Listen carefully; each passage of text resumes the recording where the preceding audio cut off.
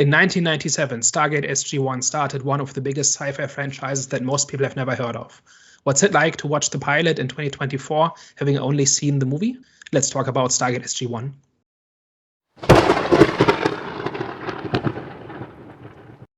Hello, everyone. Welcome back. We are back, the Eye of the Storm podcast. Daniel, can you let the people know what we're going to be discussing today? So this is Have You Seen, in which we talk about a movie or show that some of us know well and others I've just seen for the first time. This week we're talking about the pilot episode of Stargate SG-1, which spun off from the Stargate movie a couple of years earlier and then started a 10-season run back in 1997. So Stargate is one of my favorite franchises of all time. I think it's one of the greatest science fiction franchises ever. It's had something like 20 seasons across 4 spin-offs. And I think it's one of the great unsung heroes of the sci-fi genre. So the two of you have just watched the pilot, having only seen the original movie from 1994. What was your takeaway from Children of the Gods? Okay, I liked the theme of invasion, extermination, and refuge. I think that was pretty neat. And there were moments in the first episode when the pilot where I was interested to find out how certain character story plays out, especially the guy and his wife, the wife that got kidnapped and then the monster went in her stomach. That's Daniel Jackson, yeah.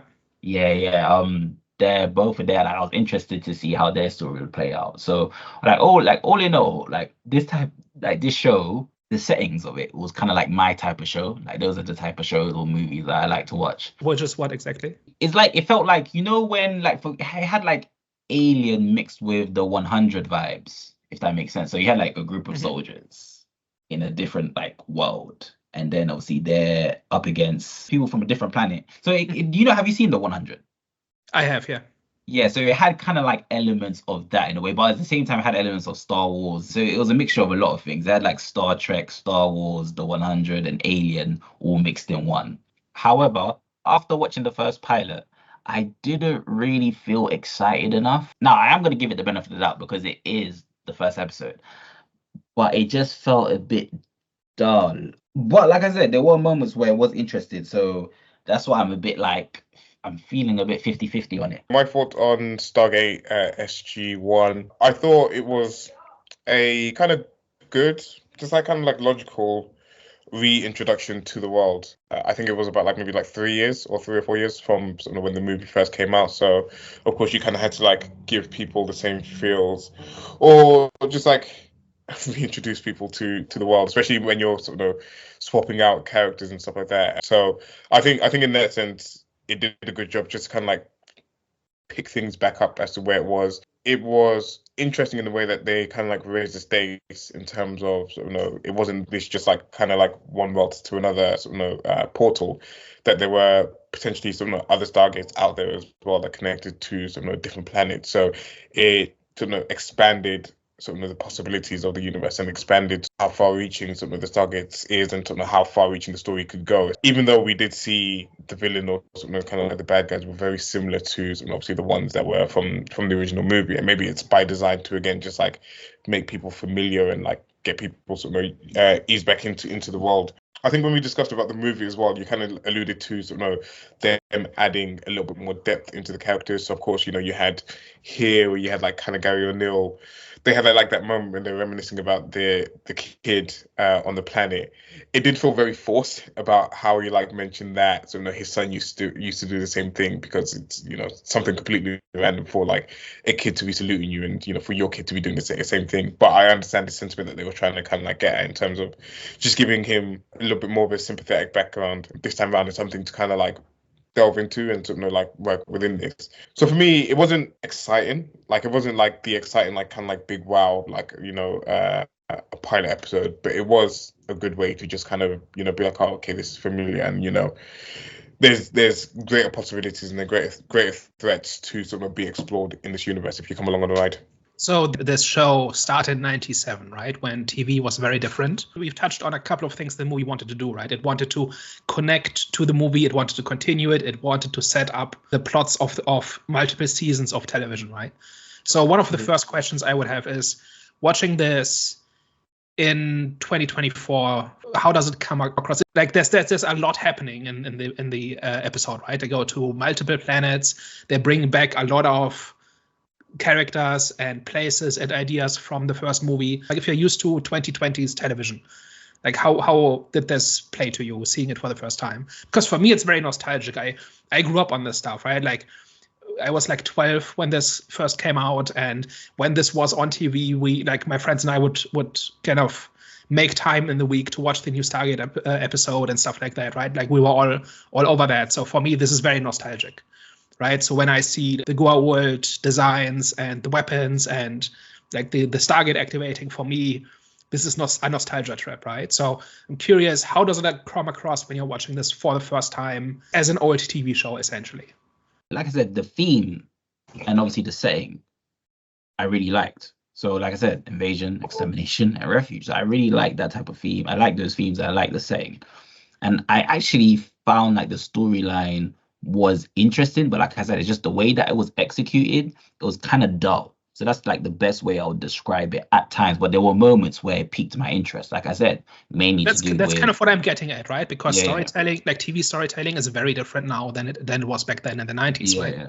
So what was it that was dull? Two things. I think one, it was individual performances. Not even individual performances. I just say the performance was one. And another one, I think, is like what it felt like. Hervey said it was very logical, even though he was saying that's a good thing about it. But for me, it felt like it was made by a scientist, if that makes sense. Do you know what I'm saying? So like it was logical. It made sense. So I feel like the plot's going to be consistent. I think you kind of like took the word that I was like thinking the whole time that you was kind of going on your spiel, was like that initial hook that sort of the TV shows sort of kind of like normally do have, especially in sort of modern TV shows, where a lot of them have the benefit of the doubt of not having to sort of refamiliarize you with a movie or anything like that sort of come before. Like if you think of like something like The Handmaid's Tale of like Breaking Bad or something like that, where sort of the opening scene or like kind of like the opening is something that's like so kind of like different or so like against like the reality that you sort of know, and it like immediately pulled you into sort of like this mystery or like sort of what's going on in this situation. And I feel like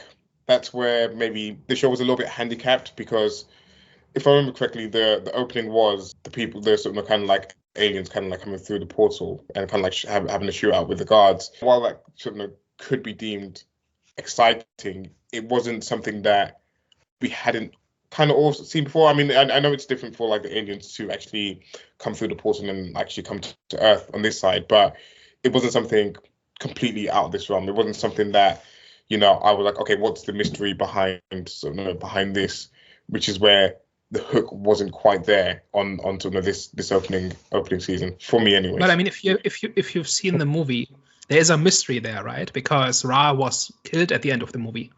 And and the movie was pretty clear that there were two gates that were connected with each other, and now there's a new villain coming through from somewhere, and it's not clear who he is, and it's not clear where he came from. Like that's the mystery that drives the first episode, right?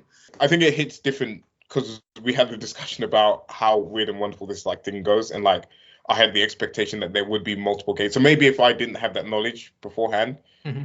It may have been like a bit more of a mystery, but because I knew that, I was a bit like, okay, so like, these people have like come from somewhere else, and they've probably seen or heard like what's happened on this planet to Ra, and maybe coming down to like obviously avenge or like punish or like that. So I think that's probably why it didn't hit me the same in terms of like that level of mystery. Okay. So do you think, right, it's a thing where, because I'm just thinking from like someone who hasn't seen the movie. So someone that's, let's say, for example, they're just being introduced to the series. Do you think that they would actually get hooked off episode 1? Because it seems like it's a thing where it's heavily reliant on the love of the film. So like it's banking on the audience who love, like it seems like they're banking on the audience who's seen the movie and they love the movie, so they're gonna, they're definitely gonna watch the series. Is that pretty much? I think no, but to be fair, like to be fair to this, I think they do a good job of. But it's not bad though. So carry Yeah, on. I don't think you have to have watched the movie to sort of kind of like get into this. In my opinion, anyways, I feel like it does a good job of like, for someone like Gary O'Neill's character, it's not an actor that you haven't seen before, like a retired sort of general that's sort of been in the battlefield and like is aware of a situation and is like being drawn back into the field, and then you have like this new captain who's maybe like kind of like pushing against his authority and this that, and the other, and you've got like this sign. I feel like this show does give enough information for you to sort of be able to kind of like go off of.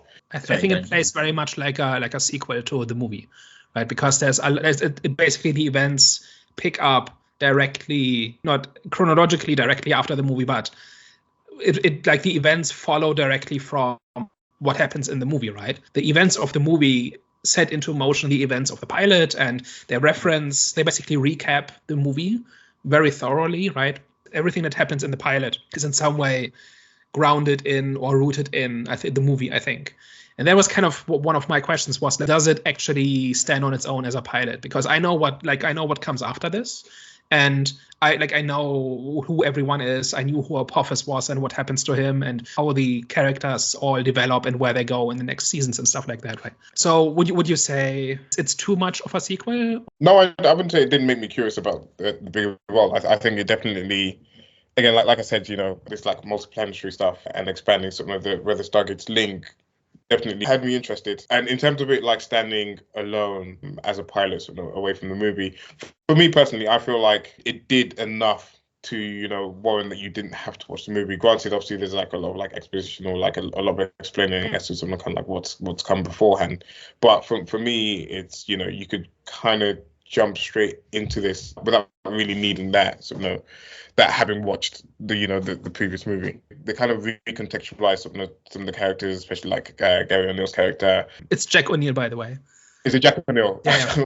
Gary O'Neill, he's a football manager actually. Gary O'Neill. I don't know what he's away. But yeah, no. So they recontextualize like his character a bit in this. They introduced some new characters, which again weren't in the previous movie, so that kind of helps in terms of that aspect as well. I think it's more Daniel where you maybe needed to have seen the movie, just kind of like understand his deal and sort of like what was going on with him and like why he decided to stay behind and this and the other. Mm-hmm. But at the same time, if you hadn't watched it, there would be this curiosity as to, you went on this mission and this person helped you kind of get across, but chose to stay behind. So like, what's the mystery behind this person? So I find this kind of interesting because in preparation for this, I read up on some of the initial reactions towards the pilot. And it was aggressively mixed, right? A lot of people just were not impressed. They did not think this had any legs. They did not think this was anything special. And it sounds to me like if you have not seen the next 10 seasons and you're just looking at the pilot, it looks to me like you kind of had a similar reaction to it, right? But were the critics were they referencing the movie? Well, some of them, but a lot of the time they basically said, well, this is just standard sci-fi fare. It's a lot of gunfights. It's a lot of cheesy props in hallways. It doesn't have the grandeur of the movie and stuff like that, right? So those were basically kind of a lot of the opinions that existed about this, and it didn't really stop them. They just kept going and they found their audience, right? But if we call this, say, a not very strong pilot, I think it's great, but it's mostly because it lays the foundation for things I know that come later, right? But most shows don't make it to 10 seasons, right? And don't have, and many that do kind of have plot, like run out of plot after maybe 6 years or something like that. And Stargate didn't do that, right? It just kept going until the very end. And it kept reinventing itself and kept expanding its premise and its world. I think that's one of the remarkable things about this, is that it starts off with a very simple idea. What if the gods of ancient Egypt were actually aliens? And it kind of just keeps running with that, and that doesn't stop, and it just keeps going. Is that surprising? Is that they like watching this? Did you see how can they stretch this to 10 seasons, or do you see the potential, or what? So yes and no, because like in this, they're kind of retreading some of the stuff that happened in the movies in terms of they're looking at the ancient Egyptian gods again in this. They kind of gone back to the same planet that they had in the first movie as well, but at the same time that they've opened up some of the possibilities of more, like there being more out there and like kind of like more to explore. So it running to 10 seasons, probably a little bit surprising. Like, having just watched the pilot, obviously I know a little bit more in terms of, how you described how crazy it gets and, people going to heaven and being kicked out of heaven multiple times. You know, it seems to get like pretty wacky with its ideas, which is good. But you know, if I had like just the mindset of like, you know, I just watched the pilot and I just watched the movie, I wouldn't have seen them stretching it to like, you know, 10 plus seasons and, you know, going on that long run, because it seems like the idea and like the scope of it was sort of pretty set and pretty limited. And, you know, I couldn't see how they could like evolve and keep expanding it from season to season to like keep viewers engaged. So yeah, I would say that I'm surprised. I think is depending on two things. The first one is how big, obviously it's dependent on how big the film was in its time. Also another is what the genre was like during its time in terms of its reception. So at a high. So like, I don't know, when did Star Wars came out years before, but was there like a Star Wars movie or another sci-fi movie like Star Trek or something that came out roughly around the same time? Or was there like in the 90s, what was the sci-fi genre like in the 90s? Was it big? So Star Trek The Next Generation was, I don't know if it was still running in 1997. I think it might have just finished. We're 2 years away from the Star Wars prequels, which came out in 99. On TV, science fiction was a lot like alien invasions and conspiracies and things like that. The X-Files might have still been running in 97, I'm not sure. So there was a lot of science fiction on TV at the time. I think one of the things that set Stargate apart is that it's modern day people in sci-fi environments, basically. And that is unusual. Like normally it's set in the future, or like there's us essentially, right? The humans from Earth are more advanced usually in these shows than we are, right? And these, I think one of the things that's really appealing about Stargate to me is that this is us, right? This is contemporary people. They have, at least initially, have all the technology that we have, right? That the real world militaries and governments have. So it mixes this strange realism between like the mythological part and then the sci-fi part, but then it's also very grounded because these are just people from modern day Earth. And then it does get in a few weeks, if we do the Stargate Atlantis pilot, then we'll see what that looks like after 8 seasons. But initially it starts out very grounded, right? In this pilot, much like in the movie, it's just guys with rifles going to another planet. And I think that sets us apart from something like Star Trek, which is very, very much in the future and very like humanity at its best, right? Or Star Wars, which is very far removed from reality, right? Like in terms of who the characters are and the planets and the technology and everything, it's all very out there, right? And Stargate kind of sits in the middle where it's very grounded at its core, but it puts you into these weird situations where you're fighting like alien god emperors and so on. Yeah, and I can see the appeal of that. But I just think the environment and the times that it was in, and they say, and if the movie was big, then I do think obviously those played a big part into why there was 10 seasons. Not all the time though, because there are like movies where they'll end up creating a season and it would end up failing. So I'm not trying to say that happens all the time, but with this one, I think it might have been a thing where, I could be wrong, but it might be a thing where the movie was so big that it created such a big fandom that they pretty much moved onto the seat. You know, they were pretty much on board with the series. And like you said, it did some interesting stuff. So it made it more relatable for the viewer. You said it was more grounded. So I do understand that. And I do see that as well. Especially there was like a scene where one of the soldiers on the other side of the Egyptian gods, when he saw the watch, he was like, "What is that?" And then the guy was like, you remember the scene? He was like, "It's a watch." And I was like, "Oh, okay, that felt." To us, it was like, yeah, just a watch. Well, to them, it was like very extraterrestrial. So they kind of like blended. Well, specifically in that context, he realized that person should not have something as advanced as our modern watch. Yeah. But to answer your original question, I think one of the things that's really kind of weird about Stargate is that the movie itself was quite successful. It made $200 million on a $55 million budget, I think. So a solid success, but it never really got the kind of cultural awareness that other sci-fi has, right? Like I don't think there's anything that like the average person knows about Stargate, right? Like even the gate itself, or like any of the iconography or the villains or anything like that is not recognizable, right? To people who are not into it. But then it got its spinoff, which then ran for 10 seasons and found its niche and its audience and was able to not completely conclude its story, but it got very far, right? So it's got this weird mix of success and obscurity where in some ways it's exceptionally successful, and in other ways, nobody's heard of it, right? So that's, and I think that also has to do with like the environment in like the late 90s, early 2000s, where there was a lot of science fiction on TV, and Stargate kind of got drowned out a little bit, but it kind of found a large enough audience that it was allowed to keep going, which I think would not happen today. I think today it would be canceled after 2 seasons because it failed to be this massive success, right?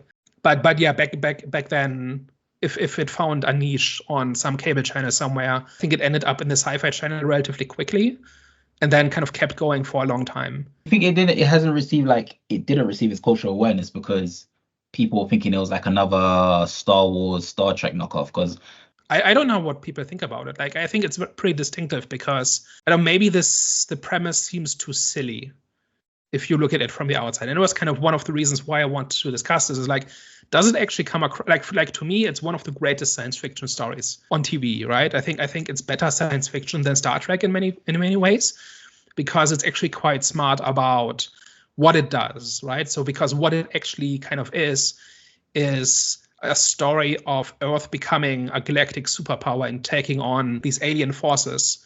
At one point, they build a spaceship and they call it the Prometheus, right? Like Prometheus in Greek mythology stole fire from the gods, right? And so the spaceship with which they fight the space gods is called the Prometheus, right? So it's like it's got that kind of sensibility, and it's this journey of Earth kind of becoming like the superpower. So in the early seasons, they are very weak, right? Like the Goa'uld, like Ra's people, are much more powerful than us. And the starting point of the series is essentially we need to go out into the galaxy to find technologies, find resources, make allies, and fight the Goa'uld, otherwise they will come to us, right? And by the end of the show, the Goa'uld are completely defeated and we are the superpower, right? So there's this slow trajectory in between where we kind of go from from the very bottom of the ladder to the very top of the ladder over the course of all these different seasons. And I think it's very remarkable that a show was able to do this, like that it was able to change the status quo in these ways and just able to tell its story in these ways. And if you just watch it like from start to finish, you're not really seeing like any disruptions to that, right? It just builds logically on each other one step at a time. And I think for a show to be able to do this for 10 seasons is pretty remarkable. But it's doing that without really like resonating with a large number of people. So it's this weird contradiction, I think, where it's kind of simultaneously got to do everything it wanted, but on the other hand, never really making it in that sense. That is interesting, because I'm thinking maybe people were just loyal to their star shows. So some people were just, because I feel like some people can be like that. Like they feel like they're cheating their show if they go onto it. I don't know if that's what the culture was like, but obviously there was Star Trek, Star Wars, now there was Stargate. I'm guessing Stargate was the latest one, right? As in, like, that's the newest one of those, yeah. And it's actually funny because there's just like this traditional rivalry between Star Wars fans and Star Trek fans. Right, like I think that's the average, like that's what a lot of people know, right? Those are the two big science fiction franchises, and like you have to pick one or the other. You have to pick a team, right? Yeah. It's like Apple versus PC and like Burger King versus McDonald's, and like these two big names, right? That kind of have the market cornered, right? But then there's also like nobody picks Stargate in that fight, right? For some reason, people are just not aware of it, and I don't know if it's because it simply flies under everybody's radar, or if it's because it just looks like hokey nonsense to people, and so they don't give it the time of day. I don't know. Do you feel like you're watching like a Star Trek knockoff or something when you're watching? No, I definitely saw influences, but I didn't think like it was a knockoff. Because I think, like you said, it felt very the difference between this show, like you say before, the difference between this show and other shows. They felt, like you said, very grounded, and it felt like, I remember there was a scene, right, when they were coming through the portal, and then when one of the soldiers brought someone from that planet, and then she shouted like, "Don't shoot, it's a refugee." I was like, oh shit, he's actually a refugee, but it's a refugee from a different planet. So it felt very like, it was just like, it felt very like entwined with reality. So yeah, so I think it's the real world military, right? They work by the same rules, at least initially, as any other modern day military, right? And these are refugees that caught up in a military mission, right? And that had to be rescued. And I can see so how this is in a way like very real. And I can see how that would have been its selling point. Was it its selling point when it was obviously marketed, advertised? So one thing about the show is that they worked very closely together with the Air Force. This bunker complex where the gate is, that is essentially, it's a central command of the nuclear defense or something like that. And it's the Cheyenne Mountain complex. Not sure how, if it's still in use or what exactly is there, but it's a real place, right? And they basically, they weren't sponsored by the Air Force, but they had like consultants and that sort of thing.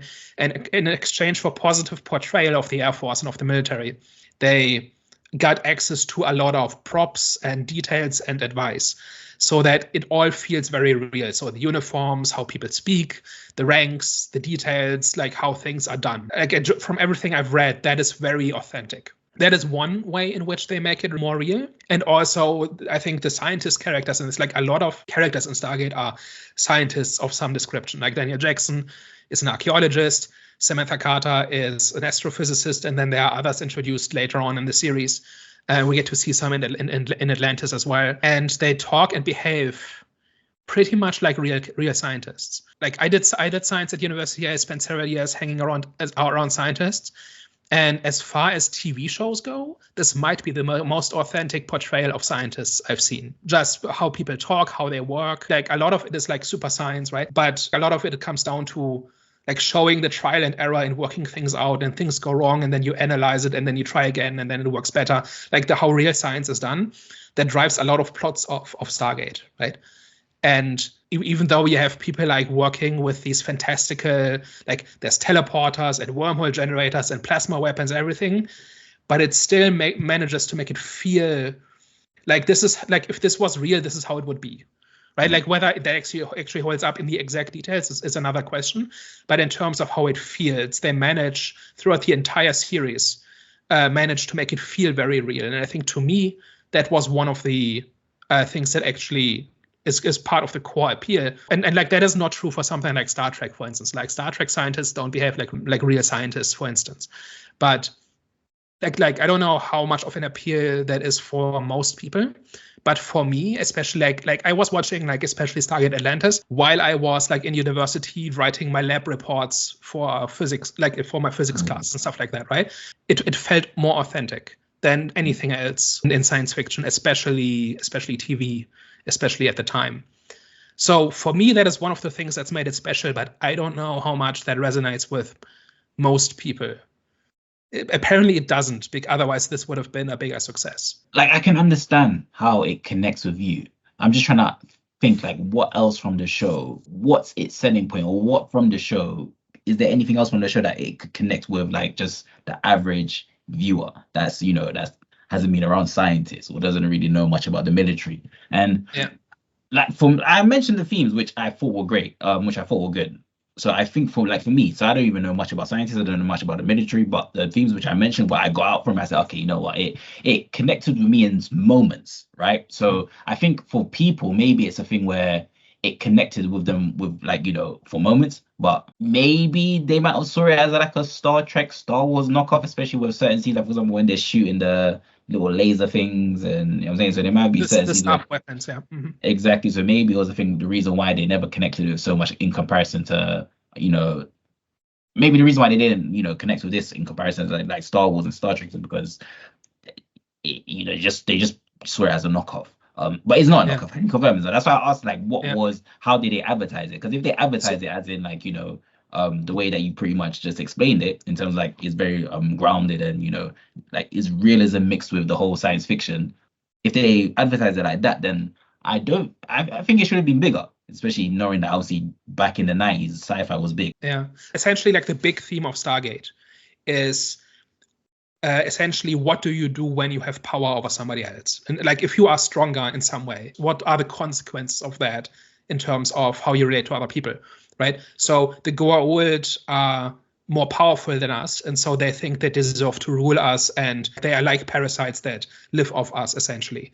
And the Asgard, which we meet, these are like Thor and his people, are another advanced alien species, and their answer to that question is it gives them the responsibility to protect us like children.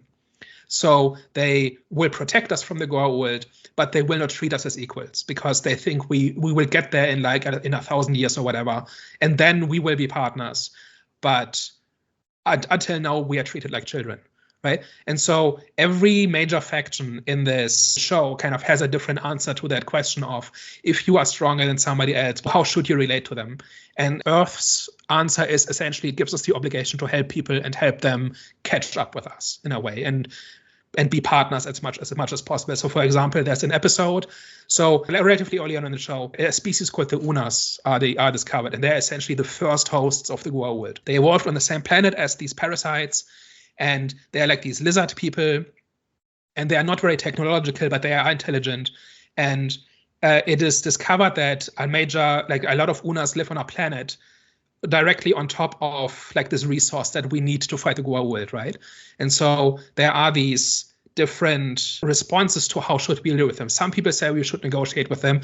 Others say, well, we're stronger than we, so we can just displace them somewhere else, and then we can set up our mines, and that will allow us to protect Earth because of the resources we get from that location. And the episode essentially involves Daniel Jackson being kidnapped by one of them or taken hostage, and he gradually learns his language, and then eventually brokers a deal where they mine this mineral and sell it to us, but in a way that respects their spiritual traditions, because that area has spiritual significance to them. So it kind of manages to kind of create an equal partnership where everybody gets what they want by kind of building a dialogue, right? So that is kind of like Stargate in a microcosm, where there are these massive power differentials, right? Where most civilizations are either much more powerful than us or much weaker than us. And then there's this question of, okay, how should we relate to other people? And different characters have different answers. And I think those answers are really what drives the story. And I think that is very different from any other sci-fi franchise that's out there. And it's also much more relatable to the real world, right? That is a question that every country in the world has to answer in some way, right? And Stargate takes that on directly. And because we start off near the bottom of the hierarchy and end up near the top, we kind of see it from every perspective.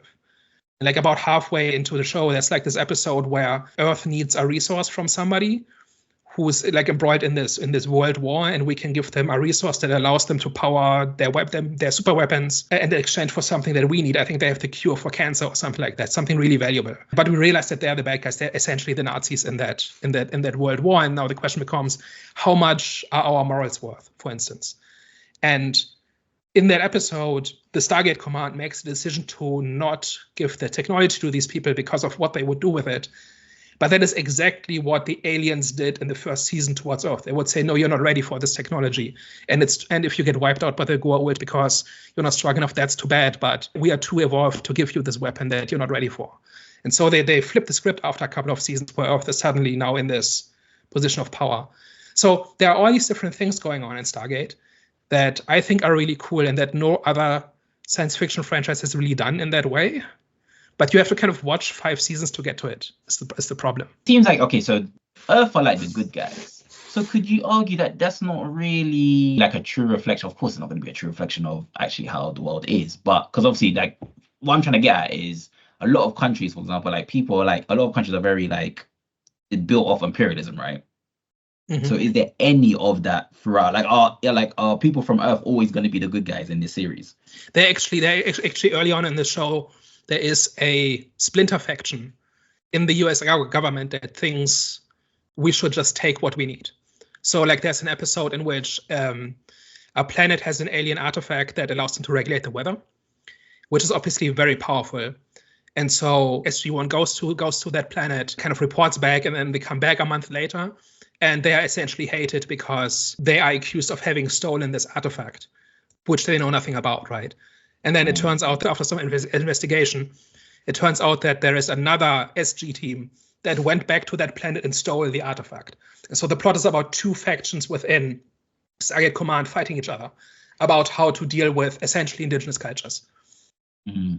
Okay, that's one episode, and there are others like this. And like the thing about the Unas and the mineral deposit, right? That's similar, right? If another weaker country sits on an important resource, there are going to be people who say we should just take it, right? And people will get over it or something, right? And there are others who say, no, we should negotiate for it fairly, right? And so on, right? So one thing that's really realistic about Stargate is that it's not all good or bad. Like there are like different perspectives, and there are trade-offs.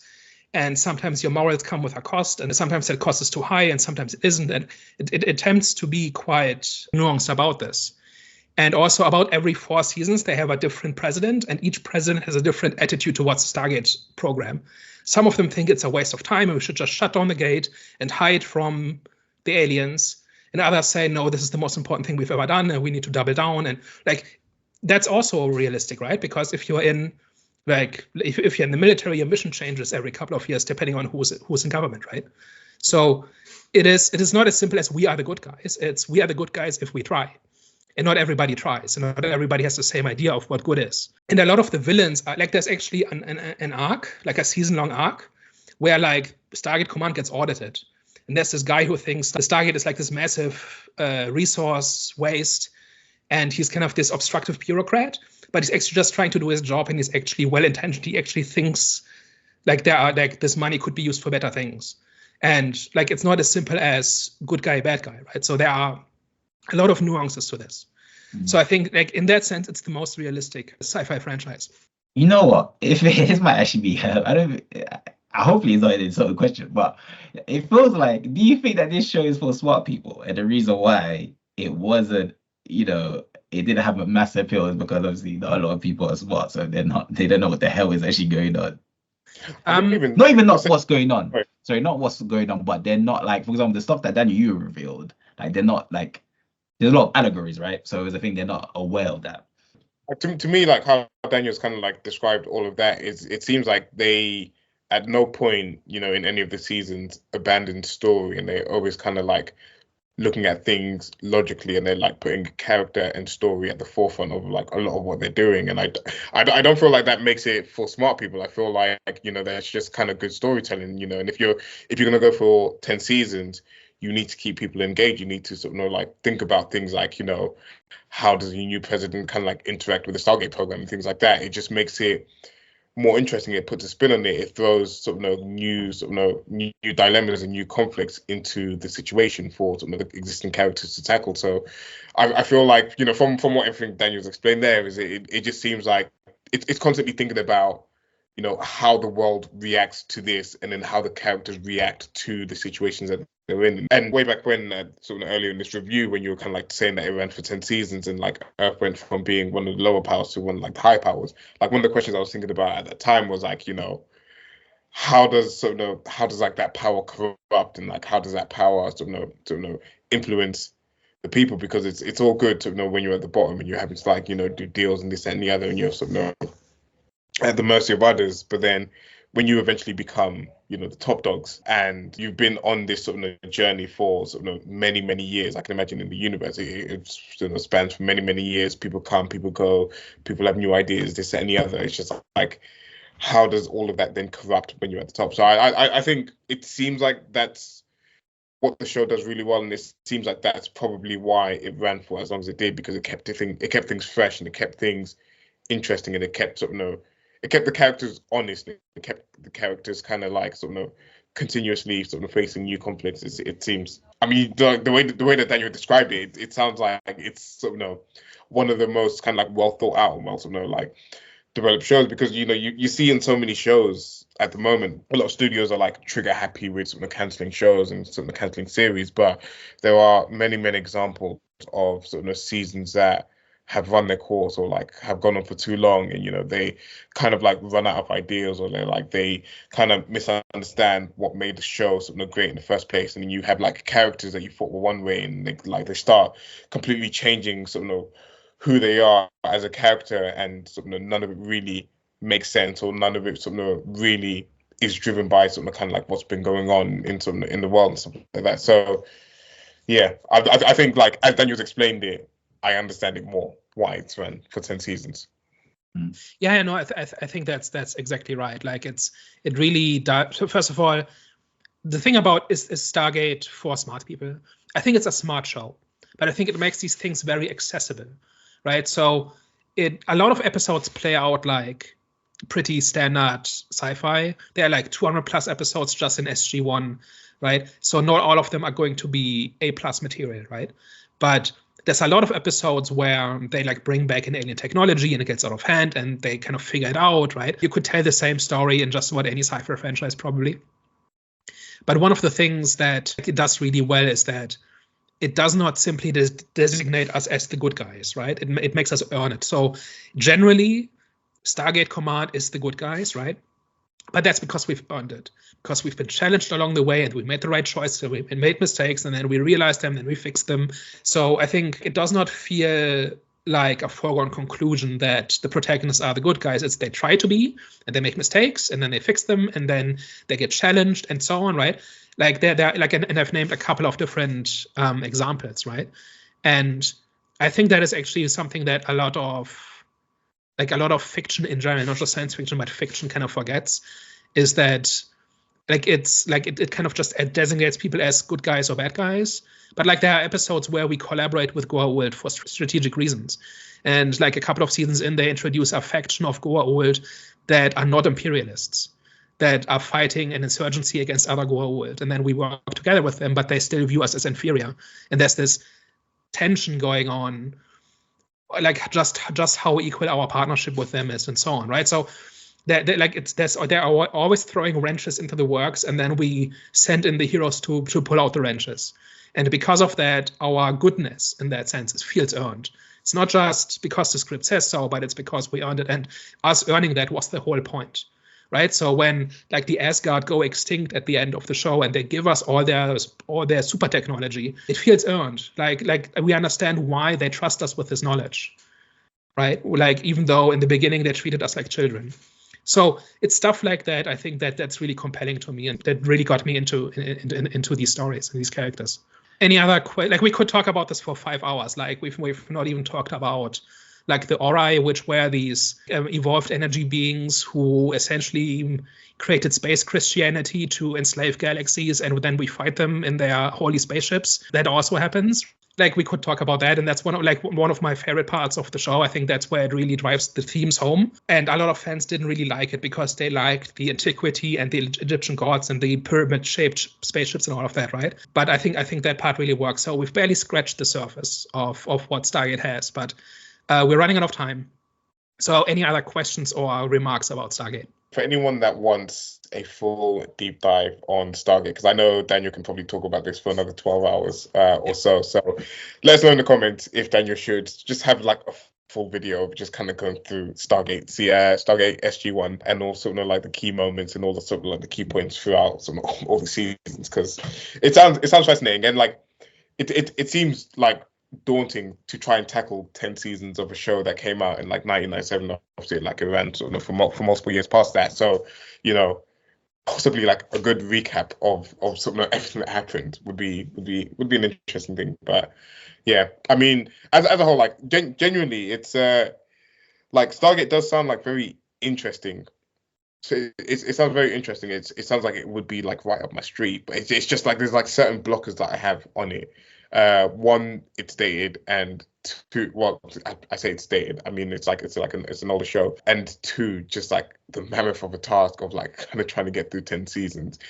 It seems a bit of a tall task for me, but you know, everything, like, you know, having discovered Stargate and like sort of kind of like everything about it seems like a great show.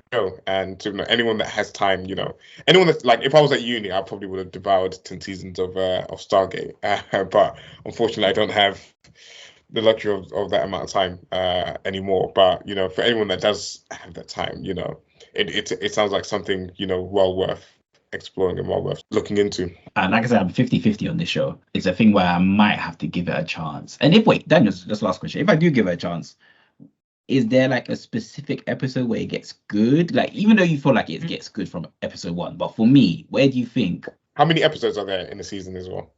So this is old school television with like, so it's 214 episodes across 10 seasons, each one like 42 minutes. So it is quite a bit.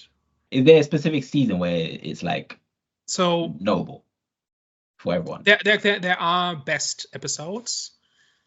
It's kind of the problem is because it builds on each other, right? So a lot of it is payoff for stuff that came earlier, not in a strict continuity sense, but just in terms of paying off ideas that were introduced earlier. But if you're interested, I would watch the finale of the first season, because that is essentially where it gets serious, essentially, right? So I think like most there are a few episodes. Notably, I think the third episode is the one where they go to the space Mongols, and it's the one like that one is pretty clumsy and not great. Like it's like, you remember that reproductive organ speech that Carter gives in the pilot, where she gets like a frosty reception from O'Neill, and she says, "Just because I'm a woman doesn't mean I can't do the job." It's basically 40 minutes of that.